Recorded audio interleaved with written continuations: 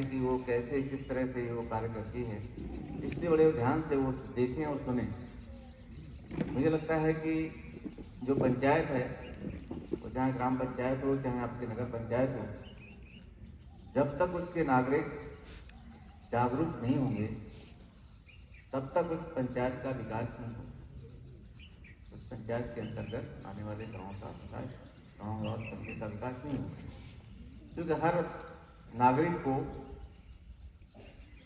जागरूक होना चाहिए कि हमारी पंचायत में क्या क्या व्यवस्थाएं हैं, पंचायत क्या कार्य करती है, और जहाँ हम रह रहे हैं उसका उत्थान सुधार कैसे हो सकता है। तो आप सबके लिए बहुत महत्वपूर्ण है, इसलिए आपको यहाँ पढ़ाई छोड़ के बैठाया गया है कि आप कुछ सीखें। तो आप ये मत सोचिएगा कि टाइम पास कर रहे हैं, बैठे हुए हैं और जल्दी से प्रोग्राम हो जाएगा फिर इधर उधर घूमेंगे। तो आपको कुछ सीखना है।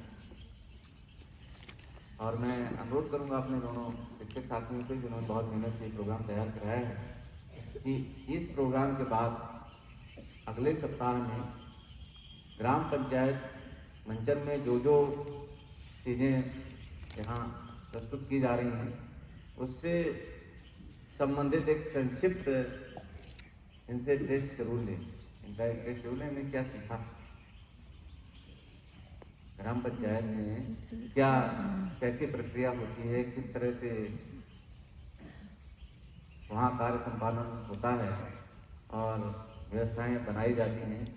वो इनका अगर अच्छा ज्ञान इनको हो जाएगा तो मुझे लगता है कि जहाँ के रहने वाले हैं वहाँ ये थोड़ा इंटरेस्ट लेंगे। गरीब गांव में कस्बे में जब जाते हैं तो देखेंगे कि भाई हमारी पंचायत भी ठीक से कर रही कि नहीं, ठीक है ना। तो इसको अच्छे सीखना है। और इस पे आप देख रहे होंगे बैनर में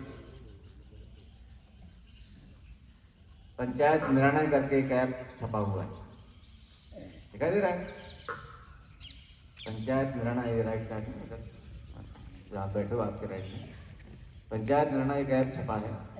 इसका मतलब मोबाइल पे आप एंड्रॉइड से उसको डाउनलोड कर सकते हैं। उसमें जो आपके पंचायत में जो निर्णय लिए जाते हैं, जब भी मीटिंग होती है पंचायत की, तो उसमें जो निर्णय लिए जाते हैं वो सब ऐप पे दिखते हैं। ये आप अपनी पंचायत पे डालिए, उसका प्रमाण तो दिखेगा कि आपके पंचायत में जिस महीने मीटिंग हुई उसमें क्या निर्णय लिए गए, ठीक है। इसी तरह से मेरी पंचायत करके एक भी सेंट्रल गवर्नमेंट का ऐप है, उसमें पंचायत का सारा लेखा जोखा व्यय काम सब रहता है। तो आपको जागरूक नागरिक बनना है और जहाँ आप रह रहे हैं उस पंचायत में अपनी सक्रिय भूमिका निभानी है। भले आप चयनित सदस्य नहीं हैं, प्रतिनिधित्व नहीं है, लेकिन वहाँ के नागरिक जरूर। आज इस अवसर पर मैं अपने पंचायत के जो मुखिया हैं यहाँ ज़्यादा के, और हमारा विद्यालय भी ज़्यादा पंचायत में आता है। आप सबको पता है कि अभी 2 साल पहले मीना जी ने बहुत सहयोग करके हमारा जो ग्राउंड था वो बहुत नीचा था, उसमें बहुत काम कराया था और ग्राउंड को अच्छा ऊंचा करा दिया। इसके लिए जोरदार तालियां बजाइए।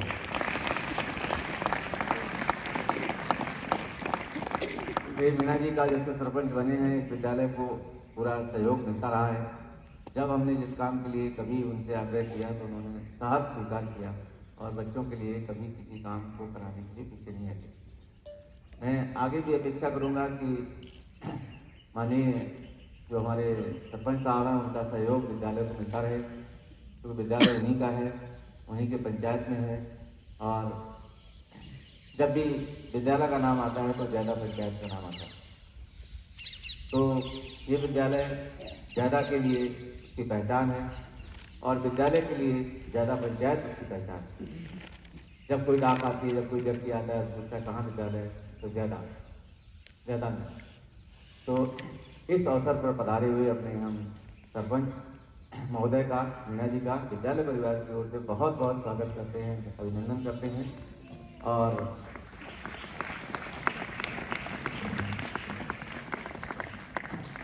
आशा करते हैं कि इन बच्चों के विकास में जो भी उनका सहयोग होगा वो पूर्व की भांति आगे भी करते हैं। धन्यवाद।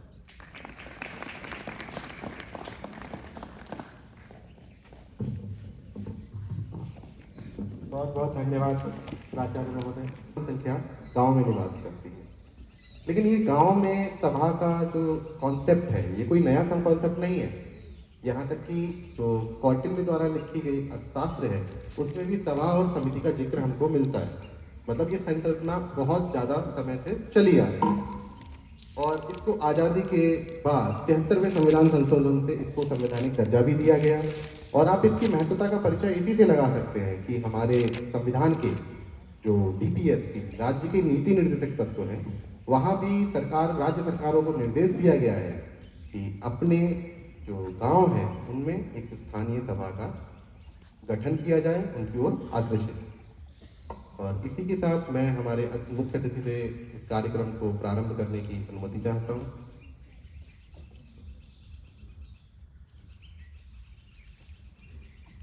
कार्यक्रम को प्रारंभ करते हैं।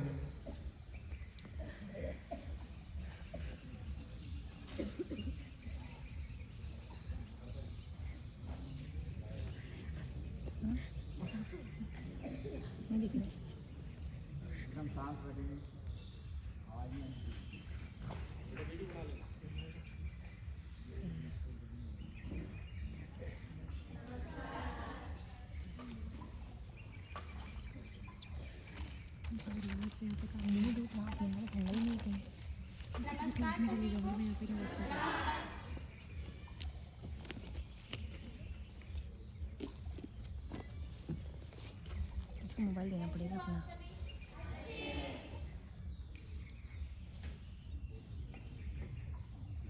आज की सभा व्यवस्थित रूप से चल रही है।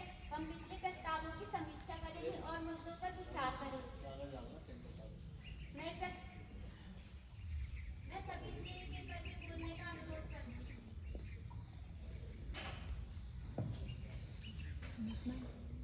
प्रभात मोबाइल पकड़ाऊंगी।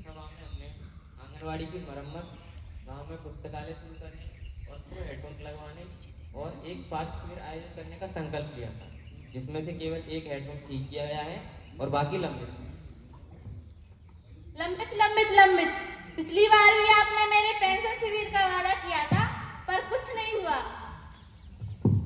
बुआ जी थोड़ा शांत रहिए, आज हम इसी मामले में चर्चा करेंगे। सभी 20 लोग सभा में उपस्थित हैं। अब सभा प्रारंभ की जा सकती है। सभा में उपस्थित सदस्यों का विवरण कुछ इस प्रकार है। माननीय सरपंच संगीता जाटव, माननीय सचिव अभिषेक शाक्य, मैं सहायक सचिव देवेश गोयल, नमस्कार आप सभी को। Ward member Sumit Shakya, ward member Arjun Singh, ward member Jyoti Patelia, ward member Vijay Dakad, anganwadi worker Gauri Shikarwar, ASHA Gujarish Meena, teacher representative Dev Yadav, रोजगार सहायक Priya Prajapati, data entry operator Ashwin Rawat, कृषि सहायक Saurabh Shakya, NGO worker Srishti Gupta, SHG member Yashika Dhakad, SHG member Anshul Dhakad, parent representative Muskan Dhakad, farmer representative Vijay Raj, youth representative Sushant Singh, elder window representative Poonam आदिवासी। तो अब समय है पिछले संकल्पों की समीक्षा का। पिछली बार आपने वादा किया था पुस्तकालय का, लेकिन आज तक खुला ही नहीं। छात्र इंतजार कर रहे हैं, इसे 12 नजरअंदाज क्यों किया गया? अरे हाँ, कक्षाओं को भी मरम्मत की जरूरत है। किताबें ही काफी नहीं है, हमें बुनियादी ढांचे की भी जरूरत है। और मिड डे मील का हाल तो और बेहाल है। चावल अध पका है, दाल पानीदार है। हम चेतावनी देते हैं, अगर यही हाल रहा तो बच्चे स्कूल नहीं आएंगे। हमें अकेले दोस्त मत दो। ब्लॉक से सामान देर से आता है तो हम ठीक से खाना कैसे बनाएंगे? इसमें हमारी कोई गलती नहीं है। आप अपनी गलती हमारे सर में डालो। अरे लेकिन जब सब्जियां आती हैं तो खिचड़ी में जाने की जगह बाजार में बिकती हैं। सब्जियां बच्चों के लिए आती हैं, बाजार में बेचने के लिए नहीं। अब तक इस बात पर किसी का ध्यान क्यों नहीं गया? बस बस, दोनों बच्चों ने बात कर ली है, हम इसकी ठीक से जांच करेंगे। यहाँ की नालियाँ जाम है, कूड़े का ढेर भी लगा है।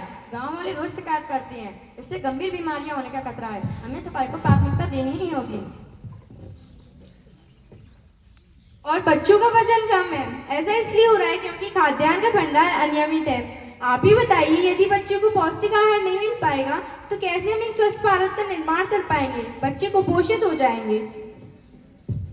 और मुझे 6 महीनों से वेतन नहीं मिला है। बिना वेतन के मैं घर घर जाकर कैसे काम कर पाऊंगी? एक तो मेरा वेतन वैसे भी कम, ऊपर से 6 महीने मिलता नहीं। मेरा भी परिवार है, मेरी समस्या को भी समझा जाए। भुगतान की बात तो भूल ही जाइए।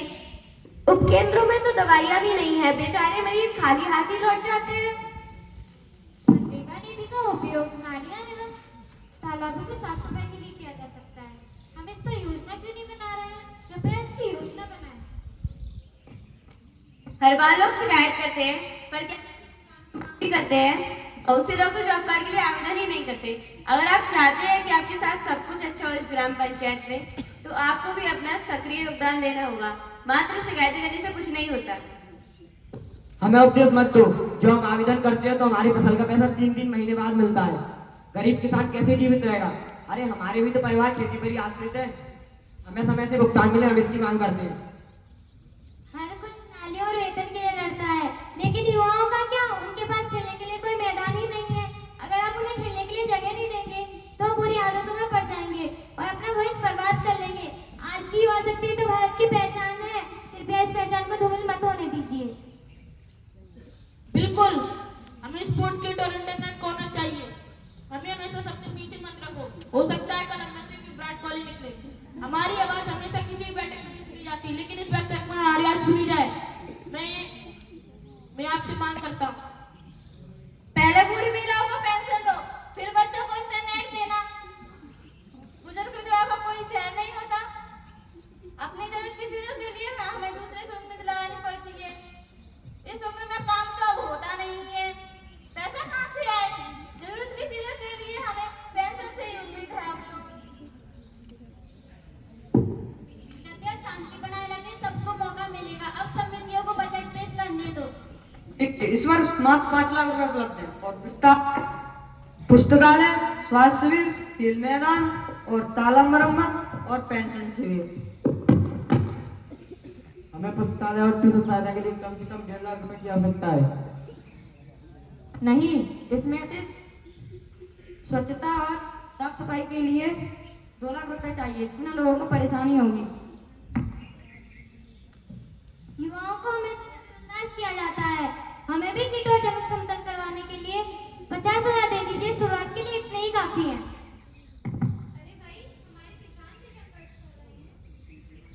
अरे भाई, हमारे किसान भी संघर्ष कर रहे हैं। तालाब की मरम्मत, वृक्षारोपण के लिए 1.5 लाख रुपए तो मिलने ही चाहिए। और स्वयं सहायता समूह के बारे में क्या? धान की फसल कटने के बाद खेती में बड़े भूसे से डिस्पोजल प्लेट और अन्य उपयोगी सामग्री बनाने के लिए हमारी मदद करें।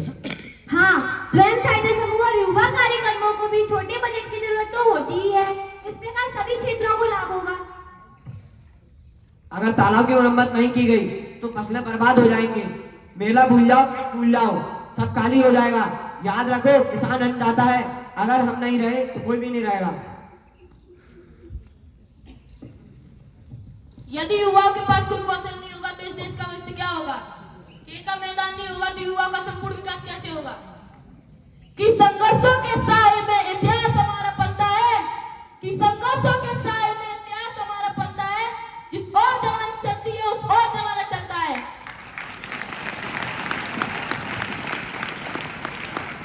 शिक्षा ही जीवन का आधार है। अगर बच्चे पढ़ नहीं पाएंगे तो दुनिया में कुछ नहीं बदलेगा।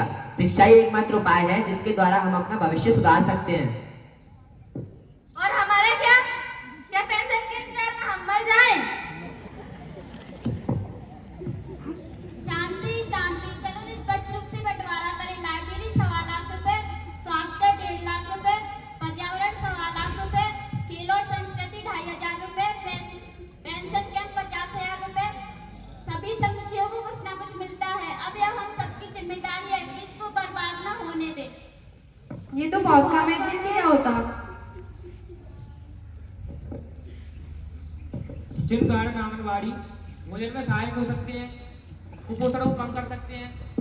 इसमें हम मौसमी सब्जियां उगाई जाएं जो कि पौष्टिक होंगी, क्योंकि हम जैविक पद्धति का इस्तेमाल करके फसल उगाएंगे और सब्जियां भी, और इससे बाजार पर निर्भरता भी लगभग खत्म हो जाएगी। यदि हमारे समूह की महिलाओं को स्कूल के पास जमीन दी जाए तो स्वयं सहायता समूह इन उद्यानों का रखरखाव कर सकते हैं। और पुस्तकालय में इंटरनेट की व्यवस्था स्वयं सहायक द्वारा की जा सकती है। इससे ग्रामीण लोगों को शहर जाकर प्रतियोगी परीक्षाओं की तैयारी करने में बाध्य नहीं होगी। वे ऑनलाइन बेहतर शिक्षा प्राप्त कर सकते हैं। आइए इस बार हमारे वार्षिक ग्रामीण मेले स्वास्थ्य जागरूकता, कृषि उत्पाद और महिला के स्टॉल के साथ जुड़े। इस प्रकार सभी क्षेत्रों को लाभ होगा।